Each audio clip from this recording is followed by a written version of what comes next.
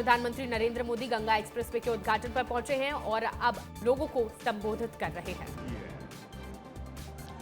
पिछले 6-7 दशक में जो नहीं हुआ, जिसकी कल्पना भी मुश्किल थी, वैसे निर्भीक वातावरण में बंगाल में इस बार वोटिंग हो रहा है। लोग भय मुक्त होकर वोट दे रहे हैं।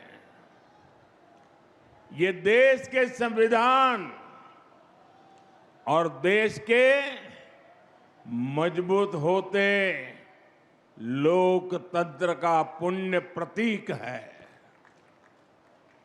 मैं बंगाल की महान जनता का आभार व्यक्त करता हूं कि वो अपने अधिकार के प्रति इतनी सजग है, बड़ी संख्या में वोटिंग कर रही है। अभी वोटिंग खत्म होने में कई घंटे बाकी है। मैं बंगाल की जनता से आग्रह करूंगा कि लोकतंत्र के इस पर्व में ऐसे ही उत्साह से भाग लें। साथियों, कुछ समय पहले जब बिहार में चुनाव हुए तो बीजेपी एनडीए ने प्रचंड जीत दर्ज की थी, एक इतिहास रच दिया था। अभी अभी कल ही गुजरात में महानगरपालिका, नगरपालिका, जिला पंचायतें, नगर पंचायतें, तहसील पंचायत, इन सब के चुनाव के नतीजे आए हैं। और आप मेरे उत्तर प्रदेश वासियों को खुशी होगी, 80 से 85% नगर पालिका और पंचायतों भाजपा ने जीत ली है।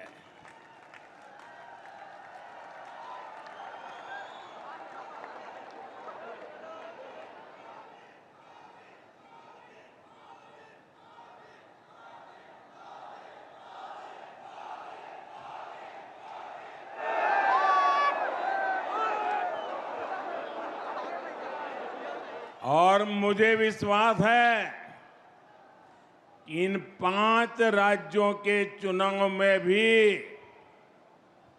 भाजपा ऐतिहासिक जीत की हैट्रिक लगाने जा रही है।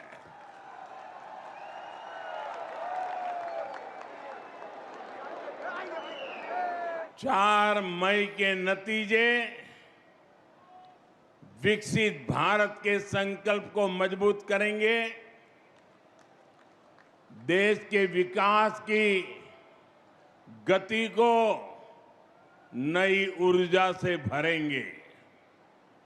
साथियों, देश के तेज विकास के लिए हमें तेजी से आधुनिक इंफ्रास्ट्रक्चर का भी निर्माण करना है।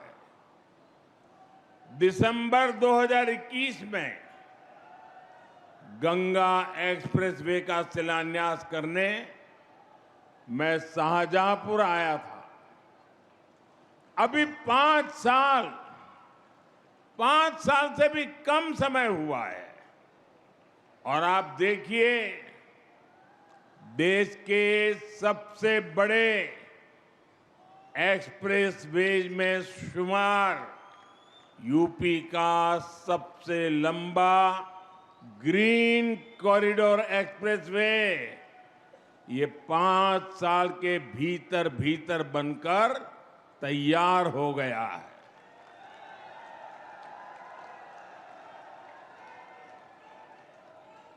आज हरदोई से इसका लोकार्पण भी हो रहा है। यही नहीं, एक और गंगा एक्सप्रेसवे का निर्माण पूरा हुआ है, तो साथ ही इसके विस्तार की योजना पर भी काम शुरू हो गया है। जल्द ही गंगा एक्सप्रेसवे मेरठ से आगे बढ़कर हरिद्वार तक पहुंचेगा।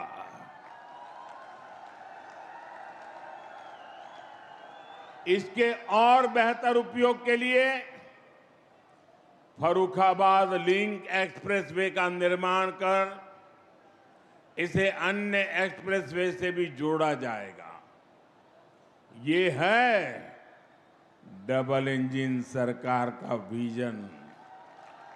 ये है भाजपा सरकार के काम करने की स्पीड।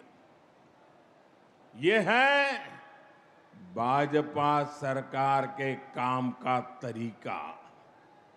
भाइयों बहनों, कुछ ही दिन पहले मुझे दिल्ली देहरादून एक्सप्रेसवे के लोकार्पण का अवसर मिला था। तब मैंने कहा था कि नए बनते एक्सप्रेसवे विकसित होते भारत की हस्तरेखाएं हैं और ये आधुनिक हस्तरेखाएं आज भारत के उज्जवल भविष्य का जयघोष कर रही है।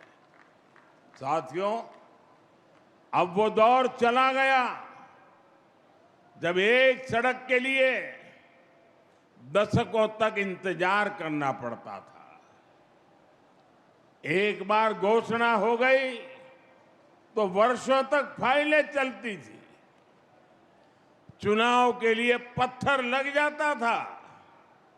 उसके बाद सरकारें आती रहती थी, जाती रहती थी, लेकिन काम का कुछ अता पता नहीं लगता था। कभी कभी तो पुराने फाइलें ढूंढने के लिए बड़े बड़े अफसरों को 2-2 साल तक मेहनत करनी पड़ती थी।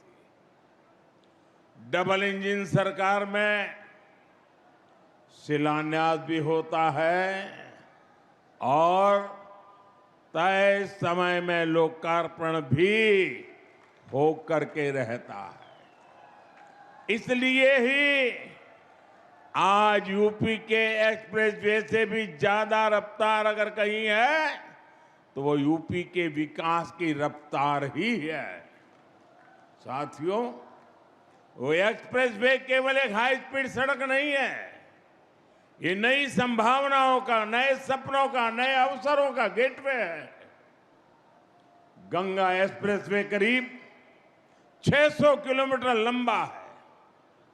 पश्चिमी यूपी में मेरठ, बुलंदशहर, हापुड़, अमरोहा, संभल और बदायूं, मध्य यूपी में शाहजहांपुर, हरदोई, उन्नाव, रायबरेली, पूर्वी यूपी में प्रतापगढ़ और प्रयागराज, इनके आसपास के दूसरे जिले। गंगा एक्सप्रेसवे इससे इन इलाकों के करोड़ों लोगों का जीवन बदलेगा। साथियों, इन क्षेत्रों को गंगा जी और उनकी सहायक नदियों की उपजाऊ मिट्टी का वरदान मिला है। लेकिन पहले की सरकारों ने जिस तरह किसानों की उपेक्षा की, उसके कारण किसान परेशानियों के में ही घिर करके रह गए। यहां के किसानों की फसलें बड़े बाजारों तक नहीं पहुंच पाती थी। कोल्ड स्टोरेज की कमी थी, लॉजिस्टिक का अभाव था, किसानों को उनकी मेहनत का सही मूल्य नहीं मिलता था। अब उन कठिनाइयों का समाधान भी तेजी से होगा।